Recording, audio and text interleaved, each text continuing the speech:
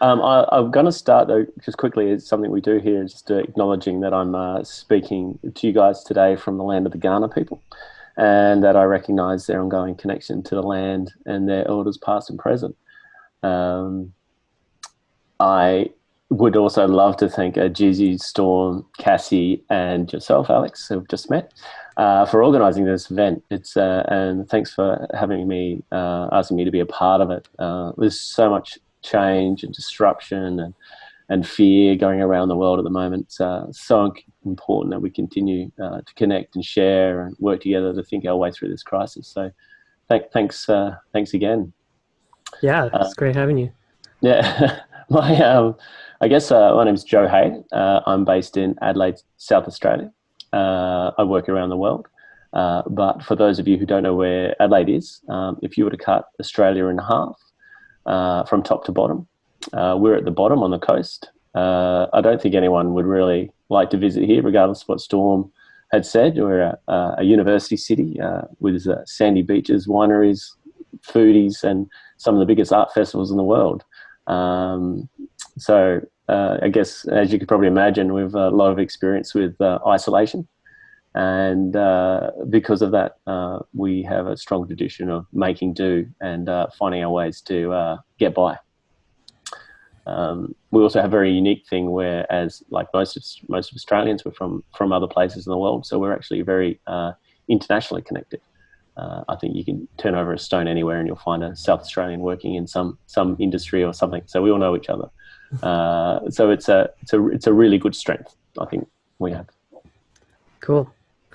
And yeah, On myself, what do I yeah, do? what kind of, yeah. Importantly, I just talk on these things.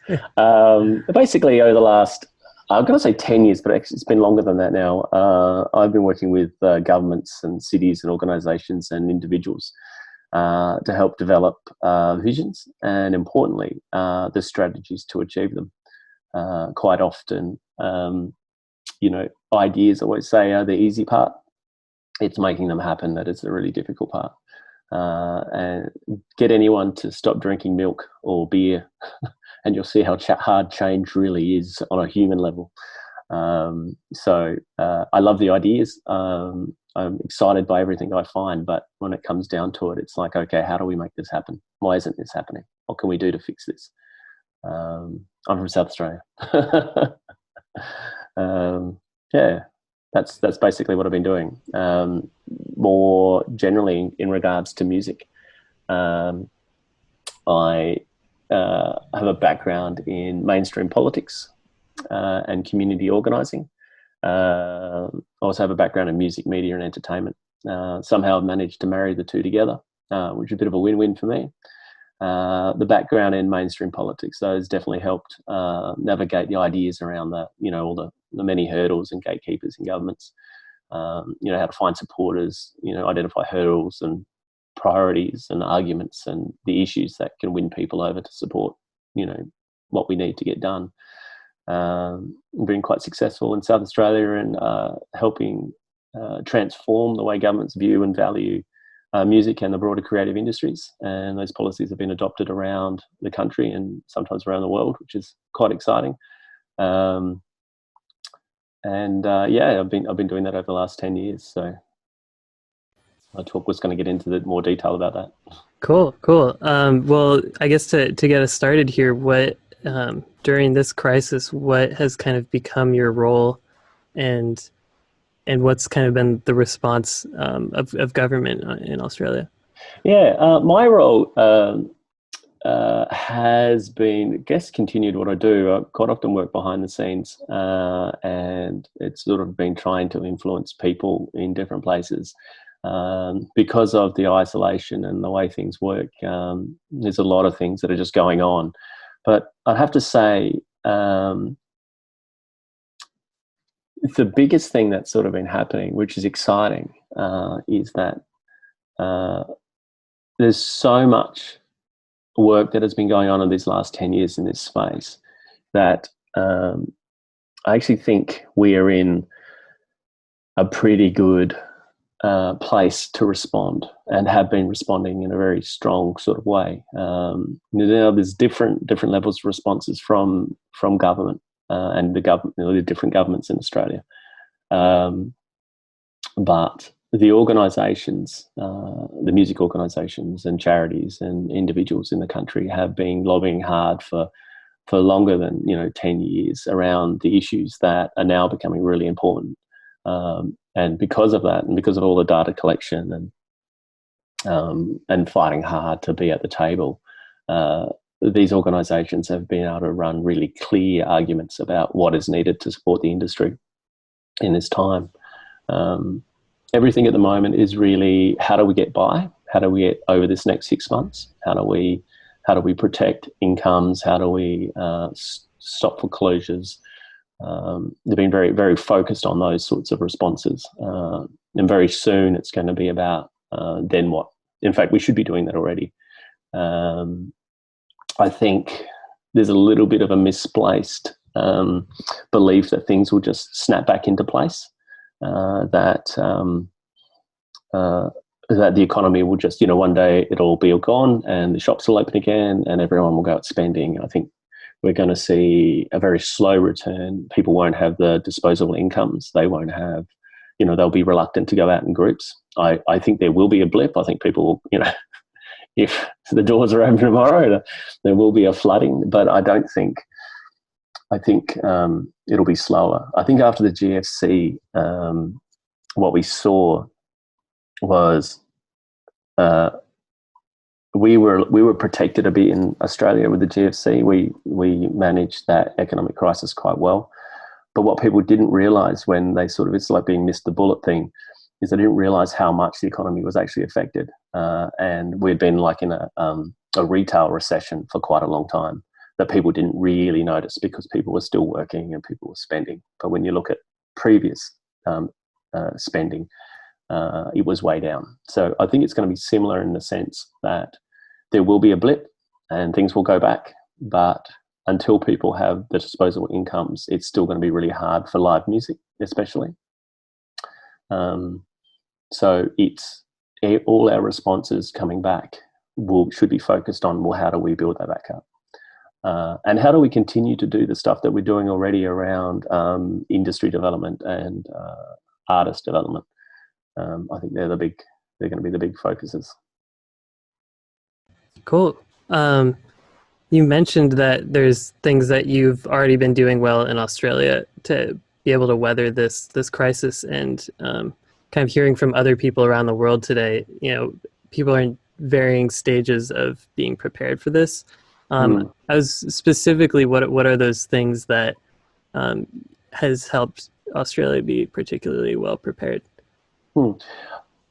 We're well prepared. I mean, and I have to say this, I can't say this more strongly. This is a massive human crisis, and this is affecting people in a huge way. Like, this has stopped businesses. This will end careers. This will have a massive effect on people. The preparedness is in the strategies that are operating behind the scenes. The process I ran a process a few years ago now, and it was a review of the industry in South Australia. We got Martin Elborn over from The Great Escape and Glastonbury to act as a thinker, as someone to provide advice on what we were doing and what we could be doing. And it was a fantastic device to basically get everybody together, but more importantly, get all the government agencies together. Quite often when we solve problems, we just, they're Band-Aid solutions, because you just look at the person responsible for delivering the funding, or just that one area, so say arts.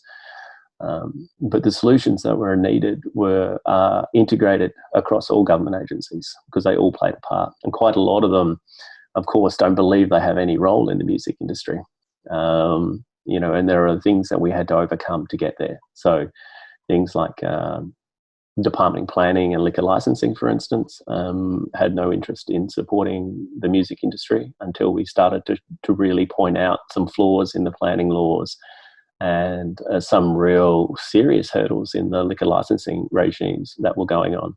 There's something about any agency that has an enforcement aspect to it, where they start to treat people as if they're doing something illegal, as opposed to running a bar or putting a band on. We had some bizarre laws in South Australia that when you got a liquor license, they could prescribe the type of music you could listen to, which was crazily like things like polka and two-piece bands and no hip hop or metal and things like that. It was really quite astounding. So the work we did was really interagency. It was looking at where everyone played a part. And so we were able to identify areas in planning and liquor licensing to change. Planning among regulations and licensing around really a culture that what I just explained, a culture of saying no to everything. The government were desperate to try and get people, activity, the economy going. We had a major problem of where we're sitting in the world that everyone leaves. They call it the brain drain. Apparently there's a big, wide, exciting world out there and everyone wants to go and find it. And coming from a small country town, I completely understand that, by the way. But the government were desperate to change that flow. So they were also being told by the big end of town that they couldn't attract people to South Australia, that people saw Adelaide as boring. So when you come up against a government agency who sees it as their job to stop things from happening, something quite fundamentally had to change. So we changed the liquor licensing laws. We introduced a small venue license, which proved that making it easier and cheaper to get a license would not end the world. In fact, would massively increase the attractiveness of the city and would boost the economy. And in doing so, we worked with the agency to change the culture from one of, no, you can't do that, that's just wrong, to, oh, how do we help you do that? And that in itself was one of the big wins across government. It's amazing when you say, what's the biggest thing government can do? Well, one of the biggest ones the government can do is actually stand up and say, we support you, is to recognise your value and to really get in behind you. Not only does it give you the imprimatur to go into government agencies that would never actually traditionally listen to you and make them change the way they work, but it also inspires people and it legitimizes people's career choices. All of a sudden, you're not just some no-hoper who's like, just want to sit at home and do nothing all day except play music. You're an important part of the economy. Or what is sound mixing? Is that a job? Instantly you become something, the premier. That's our governor. Thinks is a very important part of the economy. So once we get into that we got into those sort of intergovernment conversations, and we had to start thinking about how those agencies talked and what their priorities and what their areas of priority basically are. And so with planning and liquor licensing, it was around, okay, how do we make this safer? Is an activity in a building safe, or are these rules here for a reason? With the planning stuff, we quickly worked out that the planning laws around entertainment were written 100 years ago and were designed for huge festival buildings with bolted-in seatings and one or two fire exits. It had nothing to do with a bookshop who wanted to have someone playing guitar, or a small venue who wanted to put on a three-piece, or or the type of music.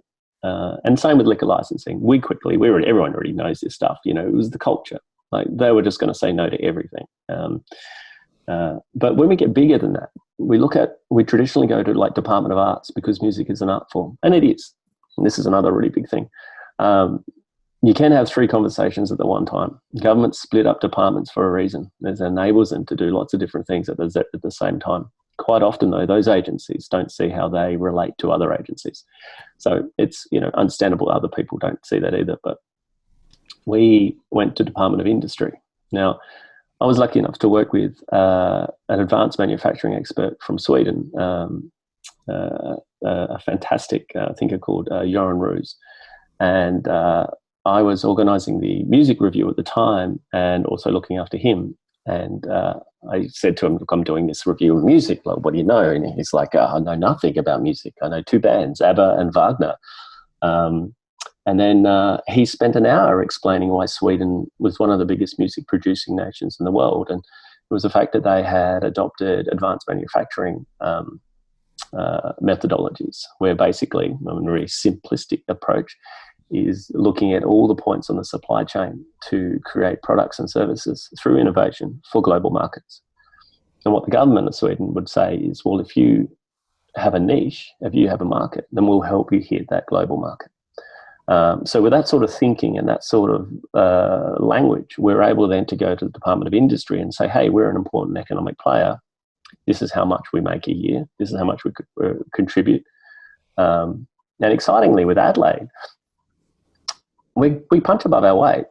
We normally get about 5% national market share, but what we found with music was we got 6.8% national market share, which surprised the Department of Industry. But what surprised them more was that we don't actually have an industry. We have artists. And somehow these artists were producing this output. So it was very easy to then go, well, it's like a grape that somehow gets off a vine and ends up in an expensive bottle of wine in Paris with nobody touching it. I think someone's got a wheelbarrow, but no one else is touching this grape, and it's ending up in an expensive product. So with their expertise, how can Department of Industry support music? Just like it supports mining or health tech or any of the other stuff that they do.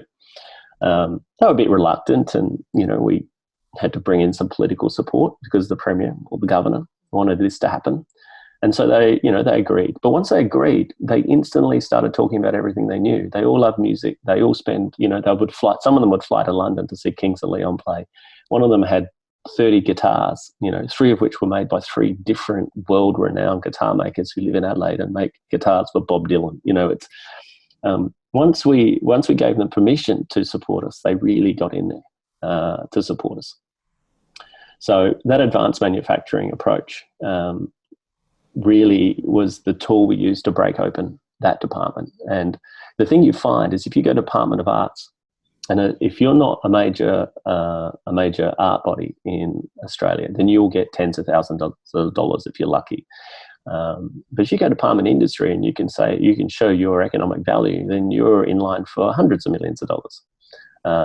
It's just the ability to basically stop judging a product. Like there's some sort of moral judgment on the product and start looking at it as the product that it is. And again, it's still an art form, but it's an art form that can actually make money. And in this time, with this economic crisis and this cultural crisis and this human crisis going on, it has the potential to not only solve economic problems but social problems. So I know I've talked around in circles now, but what I'm hoping to get across is that for the last 10 years, we have been collecting the data.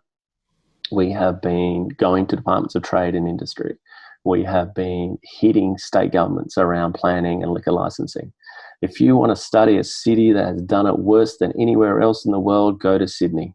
How to destroy a beautiful, exciting, creative city. One of the biggest parties in the world, the Sydney Mardi Gras, gay and lesbian Mardi Gras. It's one of the biggest economic drivers in that state, and they pretty much shut it down. It is insane. There is a problem with violence in some areas of the night economy, but instead of looking at what is a culture of violence and looking at a complex problem and getting into it, they do the classic broad brush prohibition approach and shut everything down. When your economy's suffering, the first thing you do is you go out and shut down all the shops. It's a great idea. We have a pandemic on the moment, so all the shops are shut. And, when it's ended, we're going to have to get them going again. So as far as governments are concerned, it's okay. What can we do to support it? Jay, can I ask you a question that's kind of maybe takes it a bit of a different direction? Go for it. So we're having various countries and cities talk across this crazy span of sessions we put together. And one of the lenses we're having later in the sessions is that New Orleans had Katrina, which may or may not have set it up to be ready for what's now. We'll see, but that conversation is in a few hours around the clock. And Australia, though, depending on which part of Australia you're talking about, had the fires, massive disruption of business and tourism, right? And then China, definitely an engaged marketplace with Australia. I mean, how much I mean, we tend to look at music as the local music economy kind of separately from the tourism music economy. How much Mm. has economics of Australian tourism made this easier or harder or more disruptive or prepared you or anything like that? Um, hmm. I think Australia deals with a lot of these problems all the time, like isolation and regional touring, or non-existent regional touring. I think it's areas that we need to be better anyway. Mhm. I mean, this is the thing. It's exciting because we all get to stop and we all get to sit back and go, oh, we have to survive. What are we going to do? It's exciting to hear so many artists going, oh, we got a regional tour. We got to get out there. Everything's last, how many years, 20 odd years have been focused on the CBD. We shut down all our suburban nightlife, all our regional nightlife, all got shut down and just moved to this one area of the state capital. The exciting thing what's happening is that we actually get to ask that question is, okay, how do we start this back up? And who can help do this? And government's in a really good position to actually help facilitate this because they're the ones that shut it down in the first place. So as far as regional tourism goes, it's like, okay, how are we going to get people go back to the regions? The tourism's going to be great because we're not going to be able to fly anywhere. Australians go overseas, like we're everywhere. We love it. And no one hardly ever travels around Australia. It's crazy. But we're going to start doing that. So we're going to have to start looking at, how do we actually respond to that and how do we encourage that to happen? So regional touring has always it always pops up as an issue in all the conferences we go to.